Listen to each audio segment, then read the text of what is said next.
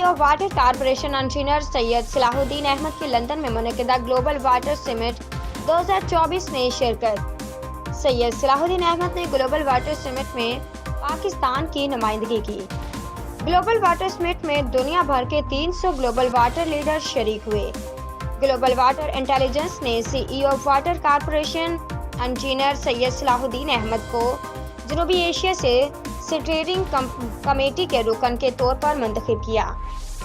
CEO water corporation ने पानी के आलमी चैलेंजों से निपटने के लिए मौसर गवर्नेंस की अहमियत को उजागर किया।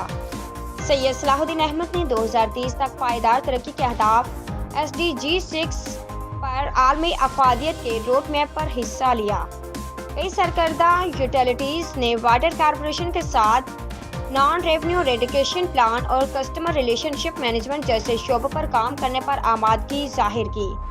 यूटिलिटीज ने पानी के मयार में बेहतरी, नई मीडिया के साथ वाटर फिल्ट्रेशन, स्लेज ट्रीटमेंट और वेस्ट वाटर ट्रीटमेंट प्लांट्स पर दोबारा इस्तेमाल पर काम करने की आमादगी जाहिर की।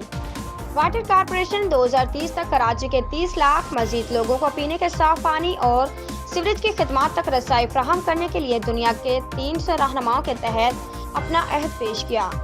CEO वाटर कॉरपोरेशन ने जनूबी एशिया स्टीयरिंग कमेटी के साथ दीगर अराकीन के साथ दुनिया भर में तमाम यूटिलिटीज के लिए SDGs 2030 के रोड मैप का जायजा लिया।